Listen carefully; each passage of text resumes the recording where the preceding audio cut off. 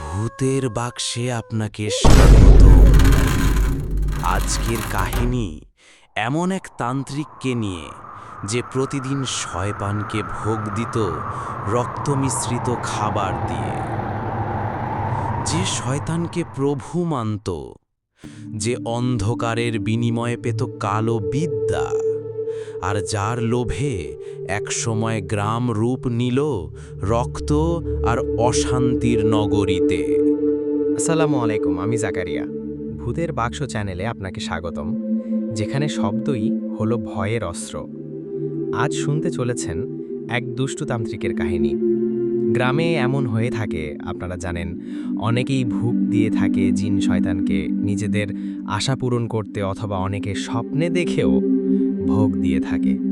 আল্লাহ পাকের উপর যারা বিশ্বাস স্থাপন করে, তাদেরকে কোনো শক্তি ভয় দেখাতে পারে না, তাদের ক্ষতি করতে পারে না। প্রকৃত মুমিন ব্যক্তি আল্লাহকে ছাড়া কাউকে ভয় করে না। আসুন শুনে আসি কালো জাদুর তান্ত্রিকের ভয়ানক আর গ্রামের মানুষের উপরে নির্যাতনের কাহিনী। বাংলার এক বিস্তৃত গ্রাম, চারদিক ফাঁকা ধান ক্ষেত, মাঝখানে দাঁড়িয়ে আছে শত বছরের পুরনো এক বিশাল বটগাছ। লোকজন বলে এই বটগাছের গোড়ায় বহু যুগ ধরে থাকে এক তান্ত্রিক।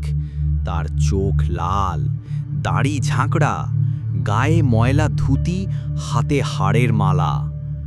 দিনের বেলায় সে নিরীহ মনে হয়, কিন্তু রাত নামলেই তারা আসল রূপ দেখা দেয়। প্রতিদিন রাত 12টায় সে এক থালা সাজায়, সাদা ভাত, সেদ্ধ হাঁসের ডিম আর লাল রক্ত, কখনো মুরগির, কখনো ছাগলের। তান্ত্রিক সেই রক্ত ভাতের ওপর ঢেলে দেয়, তারপর প্রদীপ জ্বালিয়ে অন্ধকারে বসে মন্ত্র পড়ে। অন্ধকারে বাতাস থমকে যায়, পাতার শব্দ স্তব্ধ হয়। তারপর শোনা যায় খচখচ শব্দ, যেন কেউ অদৃশ্য দাঁতে ভাত চিবোচ্ছে। কেউ নেই সামনে, অথচ থালার ভাত আস্তে আস্তে গায়েব হয়ে যাচ্ছে। তান্ত্রিক তখন হেসে ওঠে, কারণ সে জানে তার প্রভু এসেছেন, সেই ভয়ঙ্কর শয়তান। লোকজন বলে শয়তান তখন তার কানে ফিসফিস করে শয়তানি বিদ্যা শেখাত। তান্ত্রিক শিখেছিল কাউকে দূর থেকে গলায় গিঁট লাগিয়ে শ্বাসরোধ করা, কারো স্বপ্নে প্রবেশ করে আতঙ্ক ছড়িয়ে দেওয়া, এমনকি চোখ বন্ধ করেই দূরের গোপন ঘটনা দেখে ফেলা। এভাবেই রাতের পর রাত শয়তানের কাছ থেকে সে হয়ে উঠছিল আরও শক্তিশালী, আরও অমানসিক। আমি তোমাকে আরও বিদ্যা শেখাবো, তবে তার জন্য আরও রক্ত চাই, আরও জীবন চাই। এইবার শুরু হলো গ্রামের বিপদ। একদিন গরু নিখোঁজ, একদিন ছাগল, আবার একদিন কারো মুরগি হারিয়ে গেল।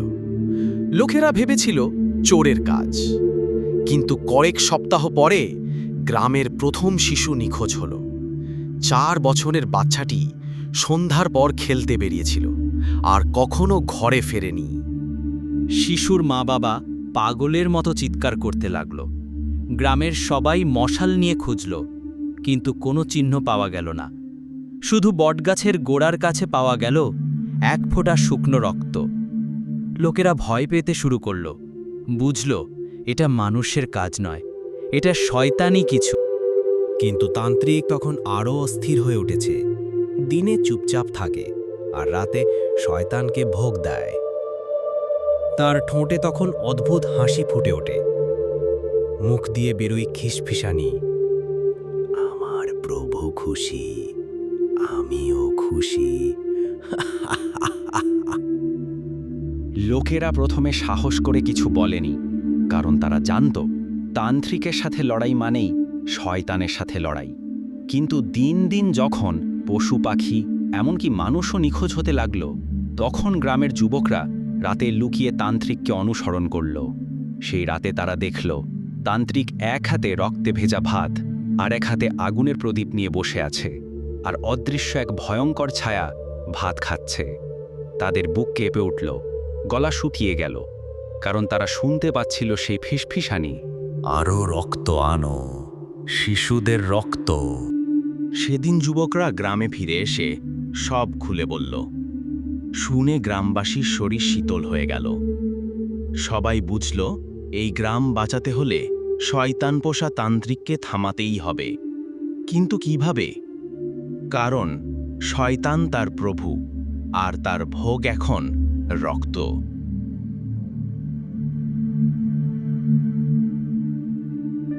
এভাবেই শুরু হলো গ্রামের আতঙ্ক। এভাবেই শেষ হলো প্রথম অধ্যায়।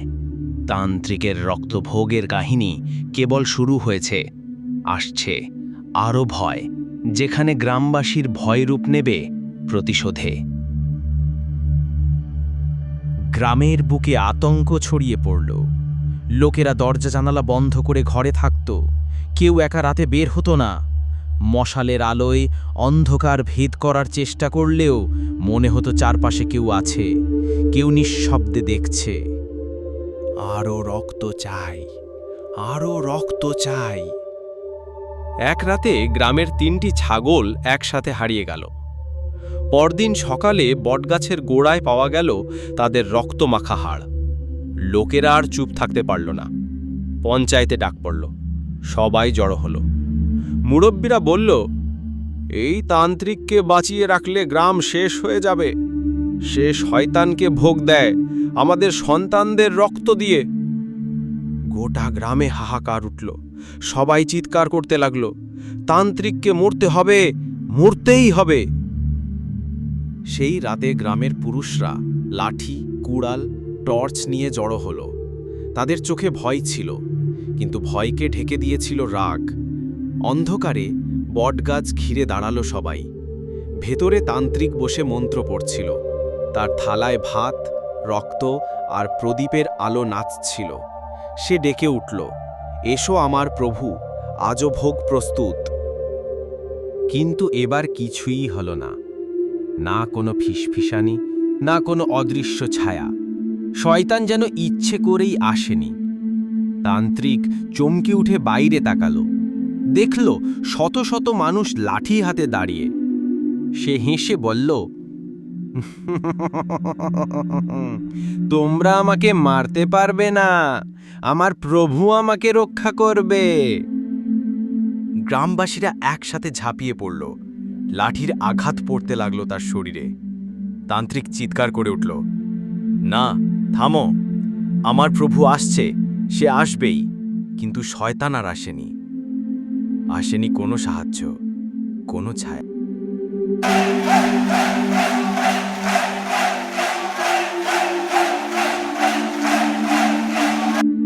তান্ত্রিক রক্তে ভেসে পড়ে গেল মাটিতে। তার মুখ দিয়ে শেষ শব্দ বেরোল, তোমরা আমাকে মেরেছ, কিন্তু আমার প্রভু বেঁচে আছে। সে আবার আসবে, তোমাদের সন্তানদের রক্ত চাইবে। এই বলে নিস্তব্ধ হয়ে গেল সে। গ্রামবাসীরা তার দেহ বটগাছের নিচে আগুনে পুড়িয়ে ফেলল। বটগাছটাকেও কেটে ফেলা হলো, যাতে আর কোনো অশুভ শক্তি আশ্রয় নিতে না পারে। সেদিন রাতে গ্রামবাসীরা ভেবেছিল সব শেষ, অভিশাপ মুছে গেছে। কিন্তু তারা ভুল করেছিল, কারণ সেই রাত থেকেই গ্রামের বাতাসে ভেসে বেড়ায় সেদ্ধ ভাতের গন্ধ। কখনো মাটির ভেতর থেকে উঠে আসে লালচে দাগ, যেন রক্ত এখনো শুকায়নি। আর অন্ধকারে মাঝে মাঝে শোনা যায় ফিসফিসানি, আমার ভোগ, আমার রক্ত। লোকেরা বলে তান্ত্রিক মরে গেছে, কিন্তু তার প্রভু, সেই ভয়ঙ্কর শয়তান, এখনও এই গ্রামে ঘুরে বেড়ায় আর অপেক্ষা করে নতুন ভোগের। তান্ত্রিক মারা গেছে, বটগাছ পুড়িয়ে ফেলা হয়েছে, কিন্তু সব শেষ হয়নি। কারণ কিছুদিন পর থেকে গ্রামবাসীরা একে একে ভীষণ স্বপ্ন দেখতে শুরু করল।